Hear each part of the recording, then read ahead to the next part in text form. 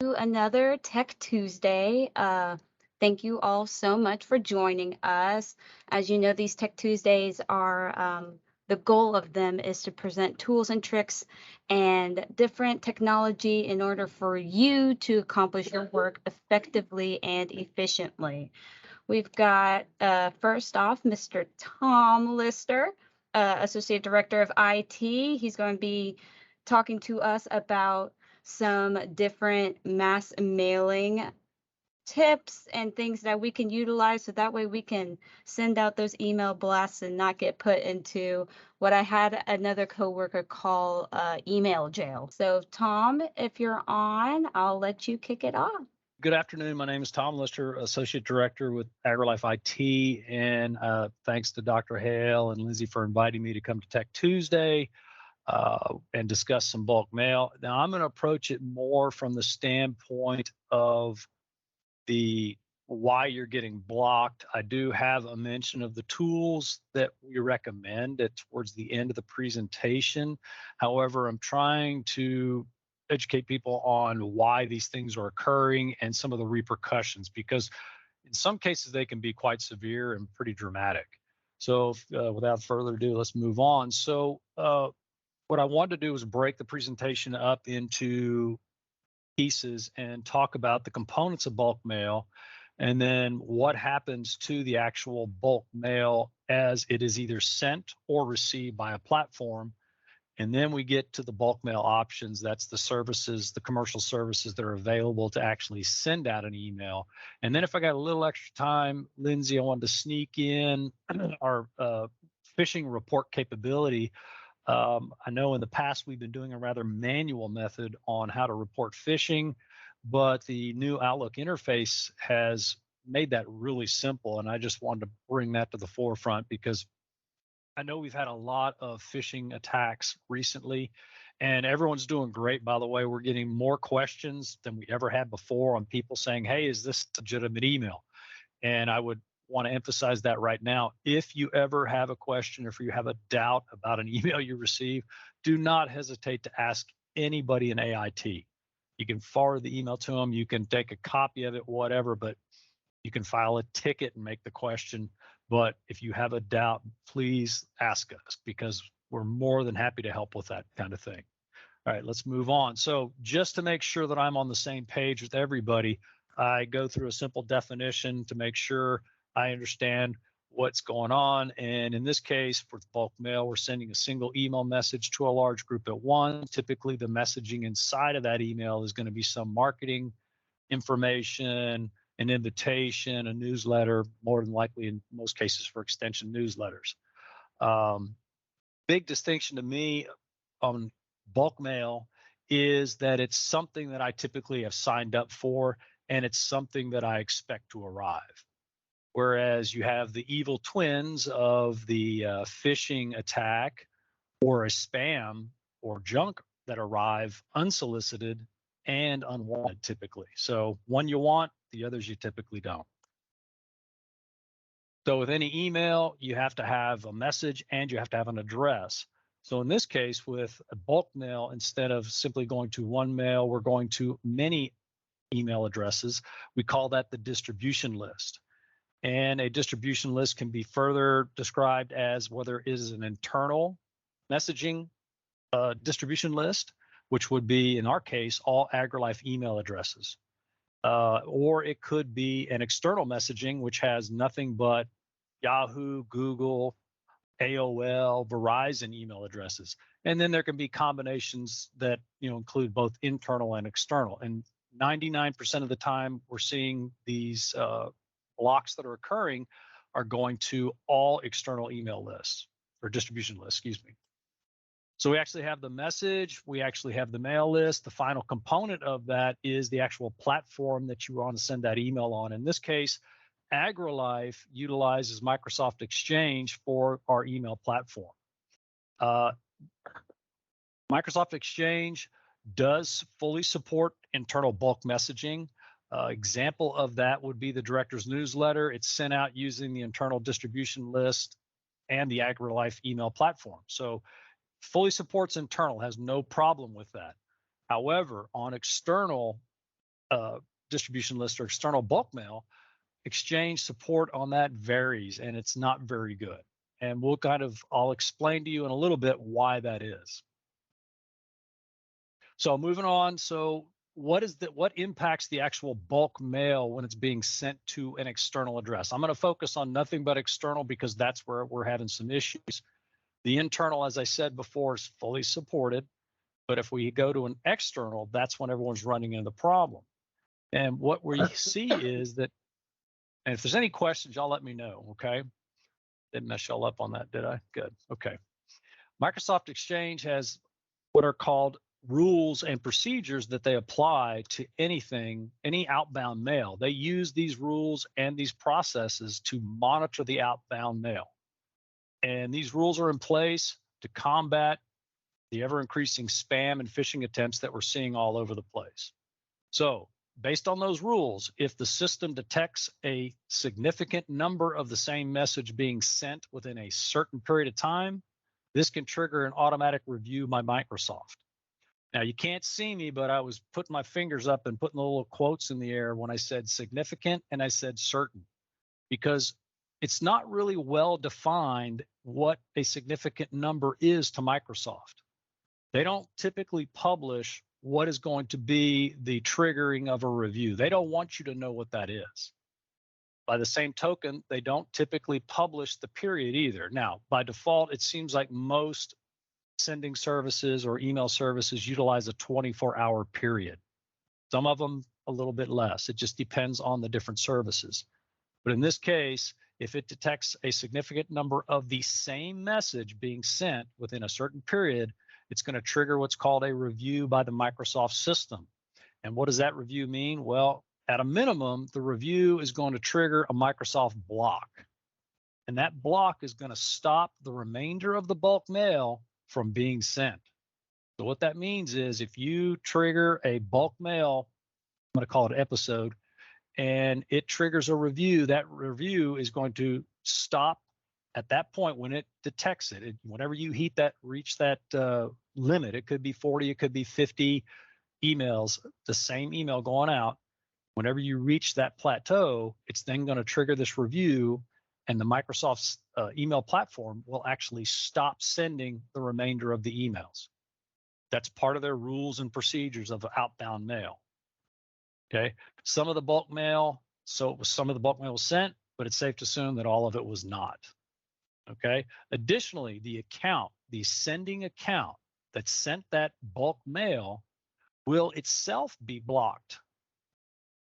So in other words, let's say that I send out 1,000 emails, I'm going to send out one email to 1,000 people, all to, let's say, Yahoo. I get blocked at 50. So not only did my bulk mail only go out partially, and for very few, probably about 40 or 50 people, but after that, I can't send any email because my email account on the AgriLife system is now locked down automatically by Microsoft. And if that occurs, the only way to get that unlocked is you have to contact an AIT administrator. That's some of the repercussions of actually sending out a bulk mail on our system, unfortunately. The other piece of the puzzle is that a Microsoft block can also result in all the AgriLife mail being labeled as a spam source, preventing all traffic from our platform from actually flowing. Now, that's a rather extreme example, and quite honestly, I've not seen that since I've been here. That's usually in the case where you have a malicious hacking attack going on or something along those lines, but it is possible. So I wanted to bring it up. All right, so we've been talking about the rules and the process that the actual sending platform has in place to monitor the outgoing mail. So let's say that the bulk mail has actually gone out the system and it's arriving at its receiving platform. Well, guess what? The receiving platform has its own set of rules and processes that it uses to evaluate the arriving email address or email messaging. So just like Microsoft Exchange, these other platforms, be that Yahoo, be it Gmail, be it AOL, believe it or not, yes, they're still out there. They have their own rules and limitations, and they're going to use those to monitor the incoming mail. Again, it is with the idea of reducing phishing and spam attacks. So once again, if many of the same email arrive on a platform within a certain period of time, then it's going to trigger, or it could trigger, the following.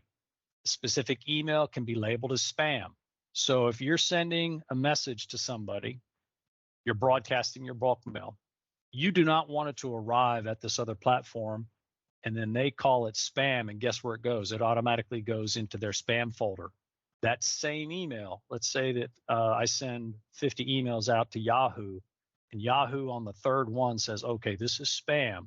So then it starts, it does deliver that email, but it's going to deliver it to all of the recipient's spam folder. It's not going to go into their inbox. So that's one scenario. The other thing it could do is it could just decide, okay, I'm going to block this mail from arriving completely so that nobody actually receives the mail. So either way, it's not a very effective messaging piece. The other thing that could happen with the email as it arrives, based on these rules and procedures they have in place, the account that sent the mail or the sending platform can be actually labeled as a spam source. So they could actually look at my account, tom.lister@ag.tamu.edu, and say, hey, anything coming from this guy going into Yahoo, he's sending a spam, no matter what it is. And it would not just be my bulk mail, it would be any mail thereafter that I sent. So I would be labeled a spammer, and anything I sent would go into the recipient's spam folder. Or they could do the latter again. They could block my email completely. The more extreme example, which we have seen that happen on occasion, is a system or a receiving platform will block all the AgriLife email from arriving, or they will label it all spam. So that means that anybody, let's say that I triggered the spam issue on Yahoo, and they decide that all of AgriLife is the problem, then what they'll do is they'll say any email coming from any AgriLife email address arriving at Yahoo is spam. And that is not, again, not a very effective communications. We're losing the opportunity to get it into the inbox. The last one, and this is a very extreme case, and these typically happen when it is a malicious hack attack, or if somebody's actually taken over an email account at a system, and then they are just blatantly shooting things out. The receiving platform can then report the actual sending platform. In this case, let's say it's AgriLife, to what is called a recognized authority, such as Spamhaus, SpamCop, Barracuda, et cetera, et cetera. What these reference sites do is they list sites that are either malicious, that have been determined to be malicious, a spammer, or they're legitimate sites. So what happens is a lot of email services will reference these sites to determine if email that's coming from a site is very good or very bad. So if we get on this list and we're listed as a spammer on one of these centralized sites, that means that not only will the destination of our bulk mail possibly be blocked or labeled as spam, that means that any other email sites referencing this authority, this centralized authority, is going to consider us a spam source. And so that can have a lot of repercussions. And we haven't had anything like that happen. We have had individual sites declare us a spammer. And what we've actually had to do is get on the phone with those people and then work through all the details and get them to change that back to a regular status of a legitimate email client or email sending service. So it does take a lot of back office work to actually clear up some of those things. The other thing I would like to point out is that when something like this occurs on one of these remote sites, we are not notified. AIT is not notified if AgriLife domain-based mail is blocked on a site. Typically, the way we find out, and it's based on somebody from our service or AgriLife sending an email out to that destination, and it gets blocked. And then somebody on the receiving end says, hey, I didn't get your email, or multiple people do. Then people start asking questions, and then it gets up to us, and then we start making a phone call over to that service, and we find out, hey, there's a block in place. Now, this hasn't happened a lot. but I really wanted to cover that so that people understand what's going on. A lot of these rules that they're actually putting in place, there is a very loose federal requirement out that mail services are supposed to follow. And so they typically start with the base set of rules that the government puts in place. They're rather vague. And then anything beyond that, as long as it's stronger than what the federal rules stipulate, then they're okay. And so a lot of these services, you don't know what they're going to set in place. Some of the more questionable ones will barely meet or get the minimum standard in place. Those are not email accounts that I typically want to deal with because it's hard to work with those. You get a lot of spam and phishing attacks. Just to give you an example of the differentiation of the rules. Hang on. There we go. Oh, sorry. Let me see if I can get that back. Here is a summary of some of the more popular email platforms out there. And I'm sure that you have sent bulk emails to Gmail, to Yahoo, Verizon, maybe even AOL. But if you take a look at this, look at across the board, everything you're reading here is typically the same items or same focus. You look smack dab in the middle of the Gmail listing, and they have a limit on the recipients that can be sent a single email, 500 per message. Yahoo, it's 100. Verizon, it's 100. AOL, no more than 100 recipients per message or 500 per connection. It's all kinds of crazy rules. And then they all have different size of message that can actually go. I think Gmail is what, 10, Yahoo's 10, AOL 16. Who knows what it is. And sometimes they change these on the fly. So it's very hard to keep up with these. So the reason that I bring all that up is I wanted to give you some background as to why it is so complex for bulk mail to be supported. There's a lot of things out there working to protect everyone from phishing and from junk and from spam mails. And with all those rules that are out there and the different rules across the multiple platforms, it's a very difficult task for any one service to actually do that plus other things. So with that in mind, AIT, we would have to hire to support bulk mail. We would probably have to hire 2 to 3 people to have to deal with all of the differing rules that are across all the mail platforms. That's why when people are asking us about mail, what we recommend is using a bulk mail service, such as MailChimp, Constant Contact, or Emma. Now, we don't recommend these lightly. We actually utilize MailChimp for all of our bulk mail. Constant Contact and Emma are actually used by other AgriLife units. So it's not like we're saying, hey, go out and use something that we haven't used. Bailey, who handles all, I think probably a lot of you know Bailey Teeter, Bailey actually manages all of our communications going in or going out of our unit, and she is a MailChimp expert. I was asking some questions about it earlier, and she said, no, it's relatively easy to use. It's pretty much like using any other mail service. You can actually brand the mail if you want. You can actually use an @ag.tamu.edu address, et cetera, et cetera. And so we, unfortunately, I don't have a lot of detail on the specific tools, but I can strongly recommend MailChimp.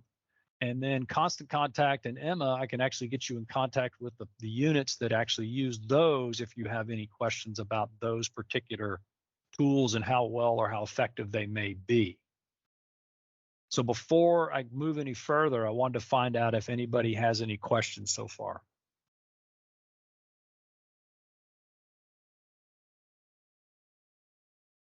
Okay, so Lindsay, if it's okay, is there a question? I hear static from somebody.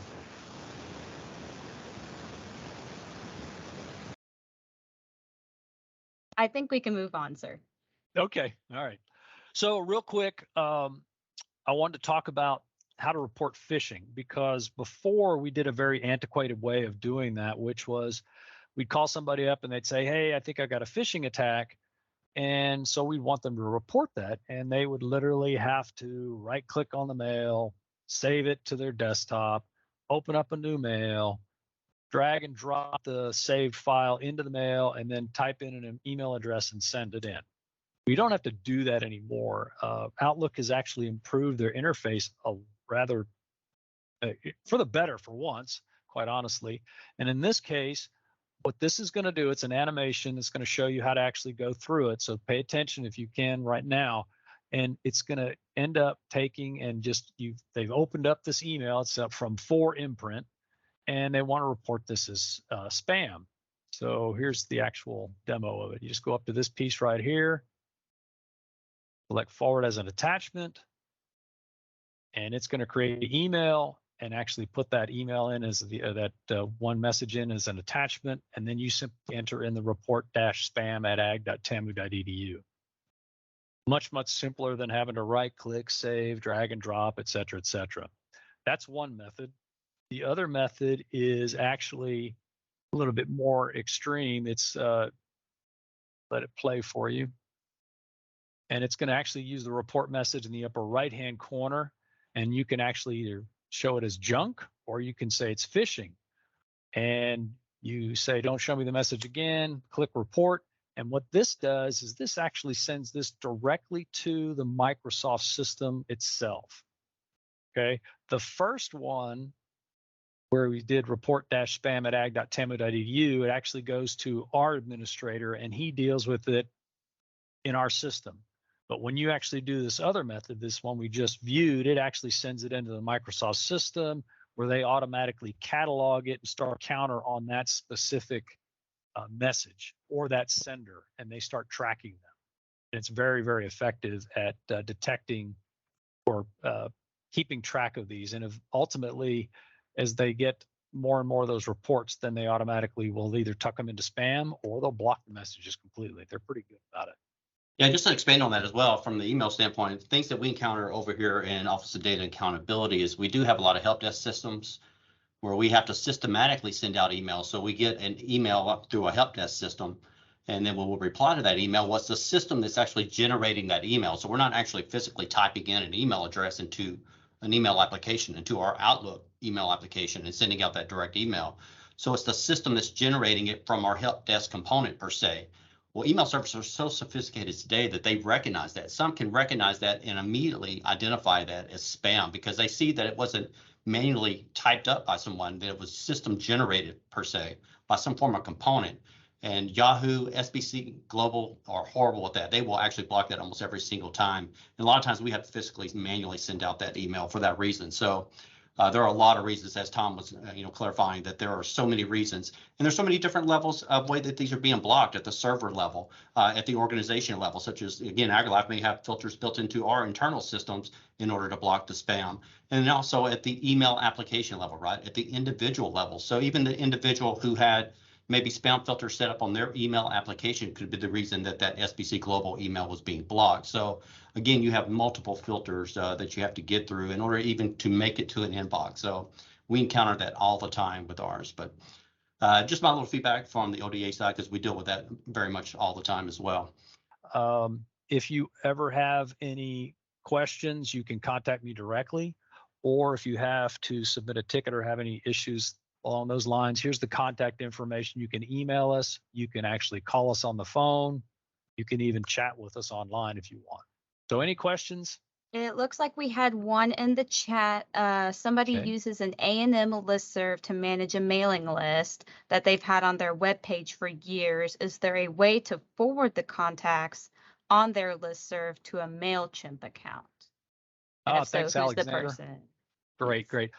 What I would do, I would check to see if you have an option to export the mail from your listserv at all, Alexander. That would be my first inclination right there.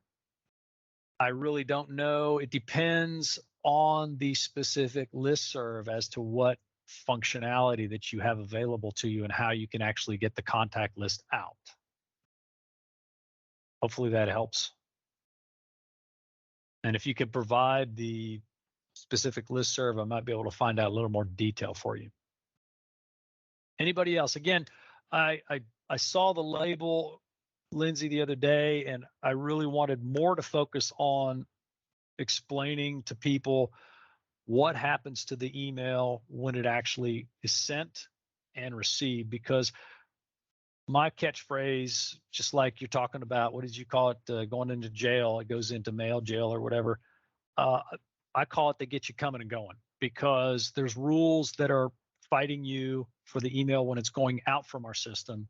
And then there's rules that are fighting you when the email is arriving at the destination system.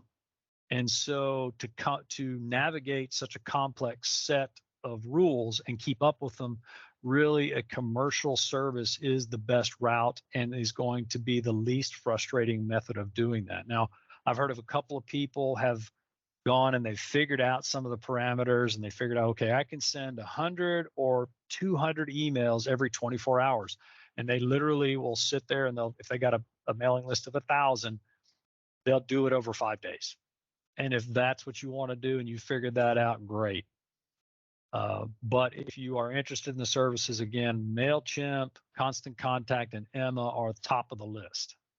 And if you have questions regarding those, just drop me a line. I can give you information, or I can actually ask questions and find out if I don't know. They do have a free account with MailChimp. I've not played with either Emma or Constant Contact before, but I am familiar somewhat with MailChimp. It does have a free account, so you could test it out. And I think then the next level up is $11 per month. And with that, you get obviously some other features that, get all the features from the free account plus additional features. I think marketing capabilities and other things like that. And then a lot of great tracking features. We can tell, people have opened a mail or things like that based on the MailChimp categories. Yes, and then somebody else commented that they had a SBC Global seems to be the worst at kicking back, I guess, emails. Do you have any comments on that? No, I'd have to go look, and quite honestly, it's a great question, because I've always looked at it from the standpoint of what is a malicious service, not what is the poorest service out there. Again, SBC Global. I actually have a friend that has an account there, but they never told me anything. And again, it just depends, unfortunately, on their rules and how they manage their system. Again, that complex environment of you're no longer dealing with the AgriLife system. You're now dealing with somebody else's system and whatever parameters they have set. So what did they do? I mean, did it just block your email? Did it just keep labeling it as spam? What was the issue?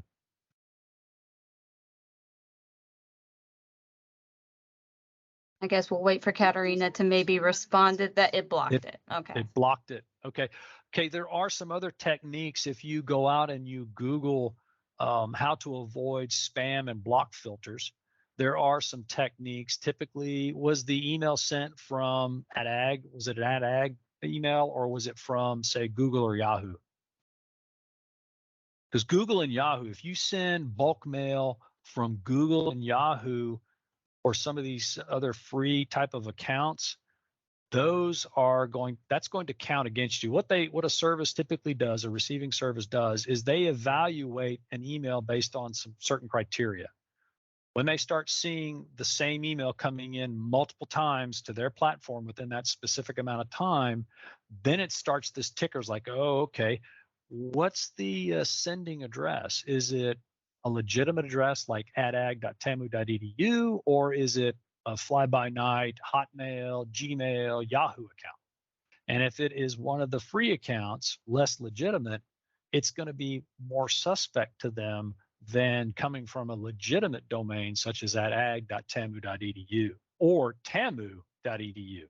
Well, that's interesting. So have they continued to, well, Katarina, if we want to have more questions, but if they've continued to block that, if you send them other emails and they block it, we may want to check them out and see if they're blocking all of our mail. If you have a test email and you want to send it to me, either afterwards or something like that, I could send a test email from my account, and let's see if they block it.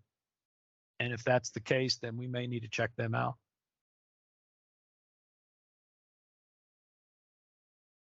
Yeah, that'd be great because I'd be kind of interested to find that out, Katarina. Anybody else?